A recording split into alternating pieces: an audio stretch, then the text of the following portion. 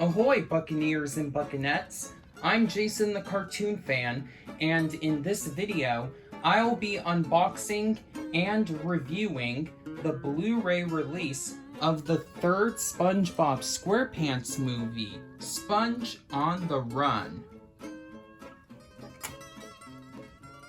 Out of all the movies that were supposed to get a worldwide theatrical release in 2020, Sponge on the Run suffered from one of the most extreme cases of turbulent exhibition issues due to the unforeseen COVID-19 pandemic. It all could have been avoided if the film came out on its intended release date of February 9th, 2019, but the movie received a dramatic overhaul in both its story and the type of animation it was produced in, going from a 2D movie about the Bikini Bottom gang lost in a planet of alien cats to the fully CGI flick we ended up getting. So the movie was instead scheduled to come out in theaters on May 22nd, 2020. However, once the pandemic went into full swing in March of that year, the film's release date was pushed to July 17th, then July 31st, then finally August 7th, before Paramount decided to scrap Sponge on the Run's theatrical release entirely in most countries. Frustratingly, while the movie was made available to watch digitally in European territories as early as November 5th, 2020, us American viewers had to wait until March 4th, 2021 for the movie to get released in the country it was produced in, as Nickelodeon decided to make the movie a launch title, or to be more accurate, relaunch title, for their parent company Viacom's own streaming service, Paramount Plus, formerly known as CBS All Access. Adding insult to injury, our neighbors to the north, Canada, got the chance to see the movie 7 months before we did, as on August 14th, 2020, the film actually did get released in theaters, exclusively in that country, since they were the only nation smart enough to keep everybody locked indoors unless their citizens absolutely had to, i.e. only to buy groceries and other essential goods, until they could keep the virus under control. While every other government leader basically had a wishy-washy attitude towards COVID and the dangerous things it could do to people, until the countries they ruled were in their absolute most unsafe conditions. And that's another reason why 2020 was the absolute worst year for people in the United States. Seriously, somebody just finish impeaching this asshole already. He poisoned our water supply, burned our crops, and prevented us Nickelodeon fans from being able to see the new SpongeBob movie. I'm too young to have remembered seeing the first SpongeBob movie on the big screen, as I was only 2 when it got released in 2004, and I sadly missed out on seeing Sponge Out of Water in theaters 11 years later, since I was the only member of my family who actually wanted to watch it. So I told everybody when I first saw the trailer for Sponge on the Run that I was going to have someone take me to see it at our local Cinemark, regardless of whether or not they actually wanted to check it out. So I was really disappointed when I got the haunting realization that the movie would never get to be shown in theaters. Me missing out on the chance to see any of the 3 installments we've gotten so far on the big screen is the only reason why I'm excited that a 4th SpongeBob movie has just entered production, because I was starting to feel like a secret cosmic force has deliberately been preventing me from ever seeing my animated childhood idol at a movie theater. I thought that this Blu-ray release would be how I checked out Sponge on the Run for the first time when it was announced, but luckily that proved to not be the case, as on June 27th, 2021, my mom got me a subscription to Paramount Plus as an early birthday gift. And since I wanted to be able to actually review it if I got the chance to unbox its Blu-ray release, I finally got around to watching the movie on July 3rd, 2021. So, what are my thoughts on the most critically divisive SpongeBob film yet? Well, I personally thought it was good, but nowhere near as much of a masterpiece as the original two SpongeBob SquarePants movies. The main complaint that people have had with the film was how it retconned so much of the franchise's previous 21 years of lore, especially how SpongeBob met all the other core members of the Bikini Bottom gang, just so it could serve as a backdoor pilot to the first SpongeBob spin-off series, Camp Coral, SpongeBob's Under Years. However, I'm not as cynical as those other longtime fans. This is SpongeBob we're talking about. Continuity has never been a real thing in this world. An episode can end with the main characters stuck in a situation that's seemingly impossible to reverse, only for them to show up in the next episode just fine, with no explanation as to how they got out of said situation, and a character who seems to have an important role in the reason why a certain aspect of the show's world ended up the way it is can disappear, without anybody even bringing him/her up again after just one appearance. Shall no one mourn the loss of Jim, the Krusty Krab's fry cook before SpongeBob was hired? Therefore, I would be willing to ignore the changes made to the show's backstory if we got an amazing flick out of them. But although I still think the movie is entertaining enough, that's all it is to me. Just entertaining enough. When making a movie out of a television show, you should come up with a story for it that seems too epic and out of the ordinary to be presented within the span of just 22 minutes. And the first two theatrical SpongeBob movies were able to accomplish that goal very well. The original SpongeBob SquarePants movie saw SpongeBob and Patrick on a perilous journey to not just retrieve King Neptune's crown, but also prove that just because they're kids doesn't mean they can't be mature, facing a psychopathic bounty hunter, dangerous monsters, and even an emotionally heavy near-death experience along the way. Sponge Out of Water got the entire Bikini Bottom gang together to save the Krabby Patty's secret formula from a human fry cook who wants to use the recipe for his own nefarious schemes, but not before having to travel both backwards and forwards through time, meeting an extraterrestrial dolphin, and using a magic book that makes whatever someone writes in it come true to become superheroes.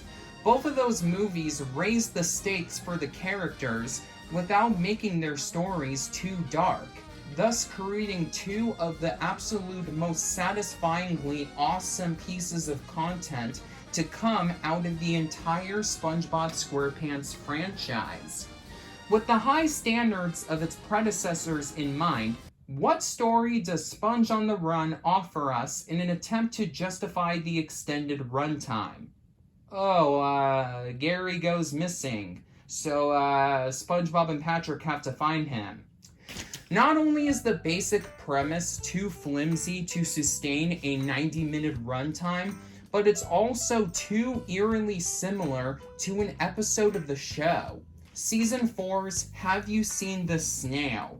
One of the few times a SpongeBob episode was able to successfully do more than just make me laugh, thanks to an endearing increase in the depth of SpongeBob's companionship towards Gary, and of course, the episode's signature song. Gary's Song, better known as Gary Come Home, the second of just 2 SpongeBob songs that can make you severely depressed. The other being This Grill Is Not a Home from Welcome to the Chum Bucket, thus effectively putting you in SpongeBob's shoes as his desperation to find his lost pet reaches its apex. Because we've seen this plot been done before, and in a much less dragged out form to boot, I'm not as emotionally attached to the movie as I was to its predecessors, as I already had a general idea of how it was going to resolve the conflicts featured within. Oh yeah, and this movie reveals the secret recipe for the Krabby Patty formula. And without actually spoiling the surprise, let me just say that the reveal is almost shockingly underwhelming. Ha! Yes, I guess it makes sense when you consider how the Krusty Krab can't seem to function at all without SpongeBob's childlike compassion and go-get-em attitude, and we even get a cute song out of it. But the reveal also makes me question why we needed to wait 21 years and with so much build-up for it to happen. However, let me reiterate that I'm not one of those immature adult millennials on the internet who hate this movie. I would rather watch Sponge on the Run 12 times in a row than spend the same number of hours it would take to do so, slogging my way through the entirety of SpongeBob's Dark Age. Yes, even with the few good episodes from those 3 seasons included. The characters are in character, there's nothing too gross or cruel, and at its best, the comedy would feel right at home within the show's classic era. This is gonna be like a buddy movie. Oh, I love your sense of irony, Patrick. Thank you. I love my sense of ironing too.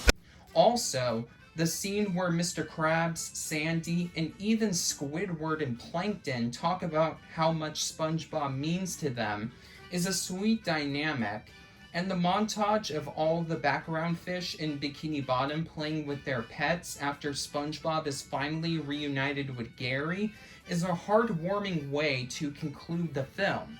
But since the former moment happens when there's only 20 minutes left of the movie, the emotional impact we got was too little too late. The best way I can describe Sponge on the Run is SpongeBob's equivalent to Candace Against the Universe. That movie was fun, and I'm grateful that we got the chance to see Phineas and Ferb on their own adventure again 5 years after their show's series finale. However, while Across the Second Dimension felt like an actual Phineas and Ferb movie, Candace Against the Universe felt like just 4 regular episodes of the show stitched together. And that's exactly how I feel about Sponge on the Run in comparison to the original 2 SpongeBob SquarePants movies. Right down to both Sponge on the Run and Candace Against the Universe recycling the basic plot structures from actual episodes of their respective source materials. With Candace Against the Universe, we reworking the premise of Phineas and Ferb's Unfair Science Fair special. There is one notable aspect of the film that kept me invested, even during the most mediocre parts, however. While the first 2 SpongeBob movies were mostly hand-drawn endeavors, Sponge on the Run was done entirely in CGI. When Nickelodeon first confirmed that this would be the case, I initially thought the film was going to simply reuse the models from the live-action / animated hybrid portions of Sponge Out of Water. But I was pleasantly surprised to discover that it didn't. Instead, just like how the Peanuts movie brought Charles Schulz's beloved creations to the 3rd dimension 5 years prior, Sponge on the Run applies the principles of 2D animation to CGI. resulting in Steven Hillenburg's iconic characters moving the way they do on the show, despite the shift in the type of animation used. It's a very appealing art style, despite it obviously being utilized as a shiny exterior to conceal the film's weaker elements.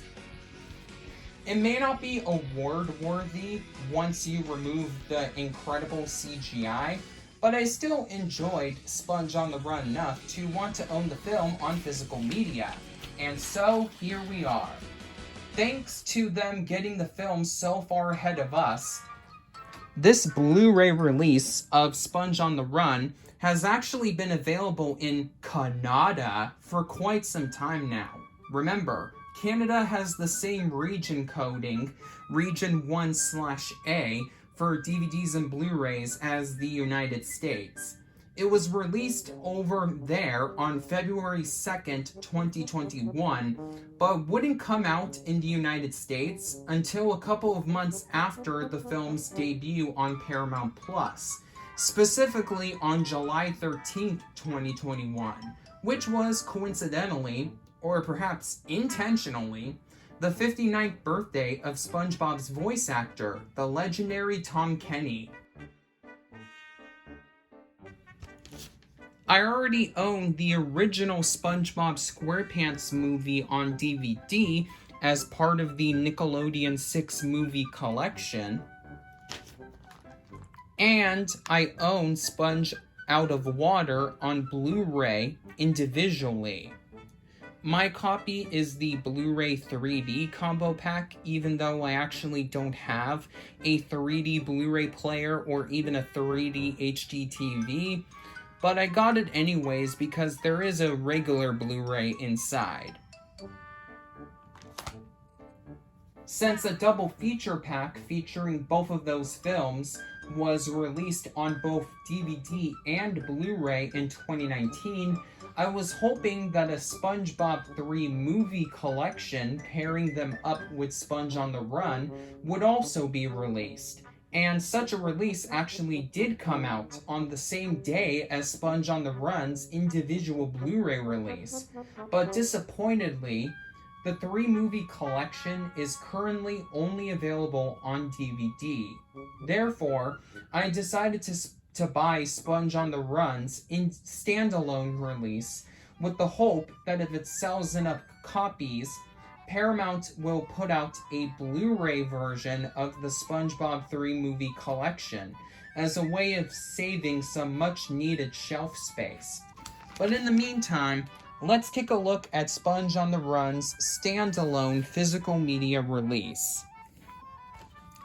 This Blu-ray comes inside a slipcover, but much like with the slipcovers used for most of the modern Nickelodeon DVD releases, the slipcover on this Blu-ray is just a flat recreation of the artwork on the actual case. It's not shiny, glittery, embossed, or anything like that. So on the top it says that the combo pack includes both a Blu-ray and a DVD copy of the movie. And then right below that we see the logo for the SpongeBob movie, Sponge on the Run. And right below that, we see SpongeBob and Patrick using their binoculars in front of the lost city of Atlantic City. And Patrick has his binoculars on backwards. Obviously, which would obviously make whatever he's trying to find look much closer to him than it actually is. It's a really funny piece of detail that they put in this artwork here. And of course, SpongeBob is holding a poster that he is passing around, asking others if they've seen Gary. And right over here, we have a sticker letting you know that this release also includes an all-new mini-movie. The left and right sides of the slipcover are both pretty much the same. They both have the Paramount logo, a nice picture of SpongeBob and Patrick riding what I'm assuming is a rope down to, I'm assuming they're diving down to the film's logo, which is right below them. And right below that, it says that this Blu-ray combo pack is a 2-disc set. Of course, one disc being the Blu-ray and the other disc being the DVD. And then we have both Blu-ray and DVD icons. Here is the back, featuring SpongeBob, Patrick, Sandy, Plankton, Mr. Krabs, and an unusually happy Squidward riding on a hang glider, presumably looking for Gary. And the description reads, SpongeBob SquarePants and his best friend Patrick and the Bikini Bottom Gang star in their most epic adventure movie yet. Lies! Lies! When will the lies end? When SpongeBob's beloved pet snail Gary goes missing, a path of clues leads SpongeBob and Patrick to the powerful King Poseidon, who has Gary held captive in the lost city of Atlantic City. On their mission to save Gary, SpongeBob and his pals team up for an heroic and hilarious journey where they discover nothing is stronger than the power of friendship. And right below the description are some screenshots from the movie with a listing of some of the special features included on this release, squeezed in the middle of this collage.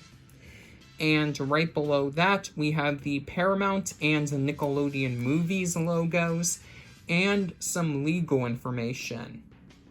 You can pause here if you want to read everything that's listed here. Since this Blu-ray was released in Canada,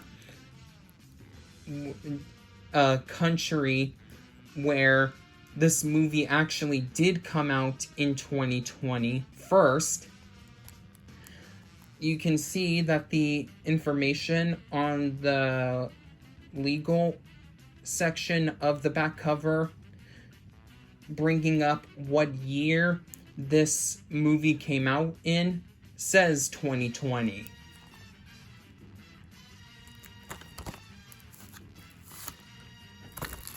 Here is the actual case.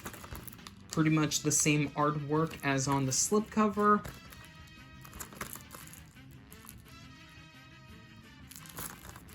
And without further ado, let's open this Blu-ray up and see what we have inside.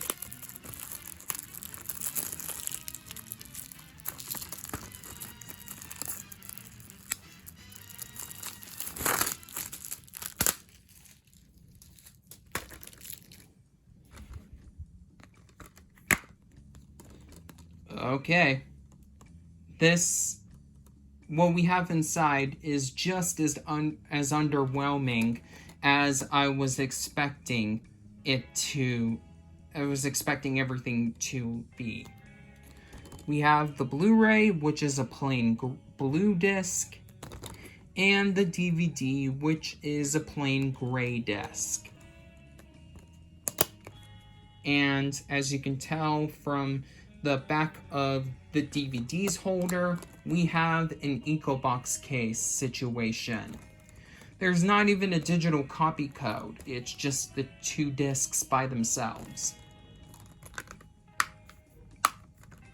That's pretty disappointing, but not surprisingly, and, well, you know, it's the content within the discs that matter. So let's get to that part. As for the actual review, this Blu-ray gets a 4.5 out of 5 stars. As you would expect from the Blu-ray release of a modern animated movie, the AV quality is stunning, though the 5.1 surround sound audio track doesn't take full advantage of the back channels, as the majority of the dialogue, music, and sound effects are presented within the 3 front speakers. There are also Spanish and French language tracks, and subtitles are provided in all 3 languages the film can be watched with, which is the standard for Paramount's DVD and Blu-ray releases of the studio's films, but not really a given for their Nickelodeon titles on disc. The DVD included in the combo pack also presents the movie in a very fine quality for only being in standard definition, but chances are that you're not going to use that disc very often. In a very surprising move for Paramount to make, the bonus features are 100% exactly the same on both formats. A major step up from how Sponge Out of Water was treated on physical media, as its DVD is completely bare bones, not featuring any of the extras included on the Blu-ray of that previous SpongeBob movie. I always thought it was a very manipulative practice for production companies to purposely leave extras out of the DVD releases of their latest films as an incentive for people to upgrade to Blu-ray. So I'm glad that consumers who are still clinging onto a standard definition television won't be missing out on anything this time around. As for the extras themselves, we get a mini-movie titled I'm Urging You to Leave, 2 deleted scenes presented as animatics, 4 music videos, 2 shorts about how to draw SpongeBob and Gary respectively, a retrospective on the history of SpongeBob and Patrick's friendship, using clips from both the movie and actual SpongeBob SquarePants episodes, and, best of all, a featurette hosted by Bill Fagerblackie, the voice of Patrick, in which he shows viewers how the film was animated, starting out with the storyboards, then transitioning into the layouts, then moving right along to the rough draft renderings of the CGI, and concluding with the texture and lighting. The extras are entertaining, but feel a bit lightweight in comparison to the in-depth documentaries, numerous deleted scenes, and engaging activities found on the physical media releases of the original 2 SpongeBob movies, which is yet another aspect of Sponge on the Run that pales in comparison to its predecessors. Still, if you enjoyed the film, then I recommend this Blu-ray. However, if you're one of those SpongeBob fans who don't care for Sponge on the Run all that much, if at all, then I suggest that you wait until either the price drops down or a Blu-ray release of the SpongeBob 3 movie collection comes out before updating your SpongeBob physical media library. I found this copy of the Blu-ray on sale at Best Buy on Monday, August 23rd, 2021 for only $15, half the price it's going for at other retail outlets, which is why I was so willing to sacrifice shelf space to make room for it. Otherwise, I would have just waited until a SpongeBob 3 movie collection Blu-ray came out myself. Again, I think this movie is good, but it's definitely not $30 good. If you enjoyed this unboxing/review, then please make sure to give the video a like, and consider subscribing if you haven't already done so. I have a good feeling that fall 2021 will be a great time for this channel if you're a fan of Nickelodeon, as we're getting not only 3 different Loud House DVDs, including the second half of the show's 3rd season, and consolidated reissues of seasons 1 and 2, which will now have complete releases instead of those annoying half-season sets, but also a complete series set for a childhood favorite Nicktoon of mine, The Adventures of Jimmy Neutron Boy Genius, and I'm definitely planning on unboxing all 4 releases shortly after they come out. Also, After its 2020 iteration was sadly scrapped due to the pandemic, Stockton Con, my local pop culture convention, is returning on Patriot Day, September 11th, 2021. So expect another pickup video featuring the awesome merchandise I get there. Until then, this is Jason the Cartoon Fan signing off.